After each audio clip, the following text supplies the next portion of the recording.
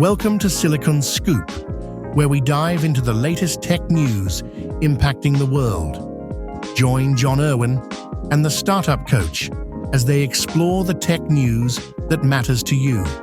Stay ahead, stay informed, and now on with the show. For 70 years, toxic forever chemicals have been quietly invading our drinking water with zero practical ways to destroy them. But Rice University just engineered a molecular trap that captured these chemicals 1,000 times better than standard filters and then completely vaporized them. So we have now the forever chemical filter breakthrough. Rice University scientists created a copper aluminum layered double hydroxy filter that strips out toxic PFAS from water in minutes rather than hours. Unlike modern filters that merely trap the toxins, the system uses a targeted thermal process to permanently shatter and destroy the hazardous chemical bonds. This shifts environmental remediation from a costly capture and concentrate liability model to a permanent closed-loop capture and destroy cycle, completely altering the global economics of clean water compliance. What do you think about this, John?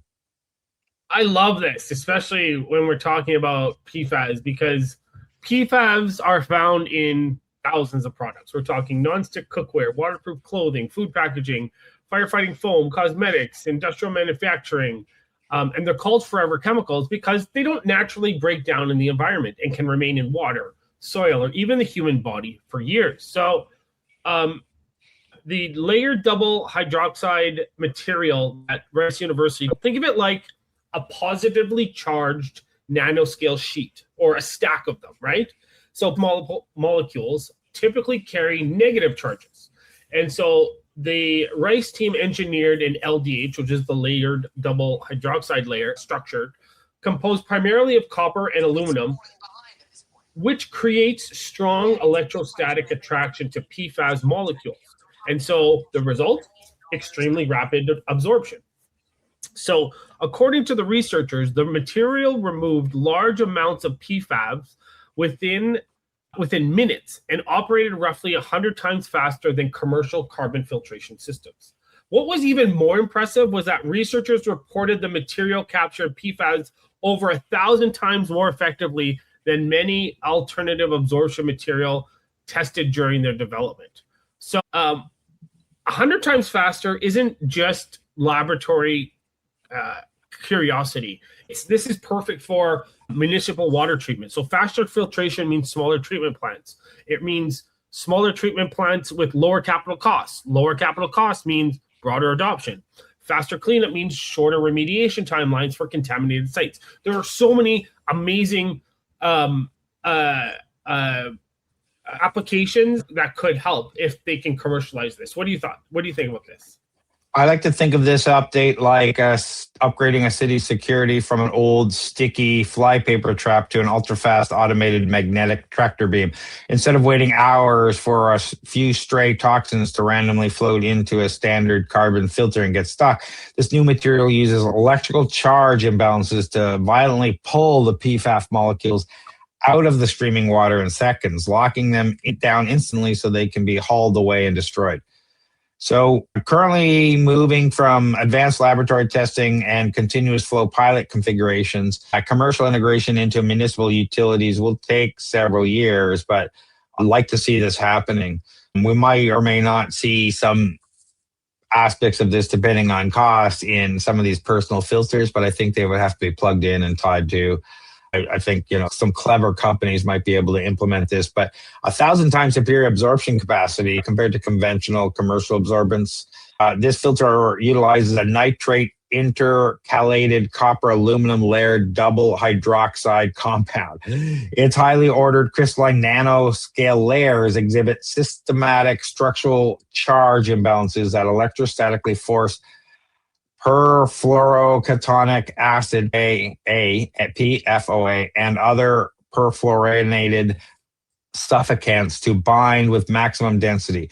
Rice is also pairing this platform with a covalent organic framework on hexagonal boron nitride photocatalyst for light-driven multi-barrier degradation. So the secret to destroying these practically indestructible carbon fluoride bonds without releasing toxic gas relies on a process called defluorination. When the heat with calcium carbonate, the fluorines are stripped off the carbon backbone and safely bound to calcium fluoride, which is the extract, same inert material naturally found in the human bones and teeth. So loving what this is doing. It looks like we might finally have a solution for PFAS that might work. Yeah, this is really interesting. Yeah, I'm excited for this. Rice University has turned the tide against forever chemicals, proving that we can finally destroy what we once thought was indestructible. Are you willing to see a temporary bump in your local utility taxes if it means completely purging your city's waters of forever chemicals? Are you just buying a reverse osmosis filter and calling it a day? Let us know in the chat below. Tired of drowning in repetitive tasks while your competitors race ahead? Every minute you spend on manual data entry, scheduling, and routine processes is a minute you're not growing your business. Flowgrammer.ca transforms your workflow chaos into seamless automation. We build AI-powered systems that handle your busy work so you can focus on what actually makes you money. Our clients typically save 15 plus hours per week and see their productivity double within 60 days. Visit flowgrammer.ca for a free automation audit. That's flowgrammer.ca. Stop working in your business and start working on it. What do you got going on, John? Just plugging away, helping companies with government funding, attending events, probably startup drinks or Flowgrammer events. How about you, Craig?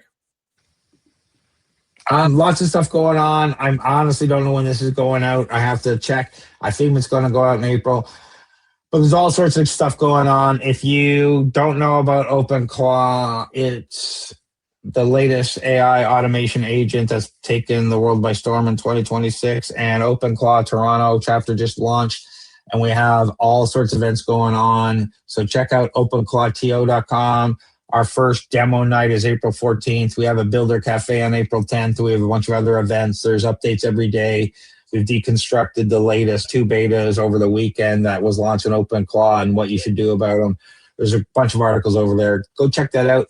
We're also over at flowgrammer.ca where we do N8N automations. We run the Flowgrammer community and do Builders Hub and connectivity for AI and business automation agents. And for everything else, head over to TorontoStarts where we hook up startups and investors at our Startup Investor Drinks. We do mentoring, we do workshops, we have a list of investors. There's a whole bunch of content over. You can also book me over there if you want a meeting with me to talk about whatever, help your startup. Check out TorontoStarts.com. But John, if people are looking for non-dilutive funding, where should they go and what is that? Yeah, non-dilutive funding. We're talking government grants, tax credits. Come find me on LinkedIn if you have any questions. Right now is shred time, SRNED. But come reach out to me too if you've got a startup, if you've got a company. Reach out to me if you have any questions, and if they have company questions about their startup in general, where do they find you, Craig? Yeah, find me at TorontoStarts.com. But John, just before we go, something's open right now, and it's closing May 31st. Thank you. Can Export. And what? Yeah. So what if should you have people at know least about that? 300,000 in revenue in the previous year, and you're looking to expand outside of Canada, reach out to me, and we can put together. We can talk about an application for Can Export. All the links we talked about will be in the show notes wherever you're watching this. Thanks for watching, everybody. Leave us a comment, give us a like, give us a subscribe. We really appreciate it. Thanks, everyone. Thanks, everyone. Thanks for tuning in to Silicon Scoop. We hope you enjoyed this episode's dive into the latest tech news. Stay connected with John Irwin and the Startup Coach on LinkedIn and subscribe for more insights and updates. Until next time, stay ahead, stay informed.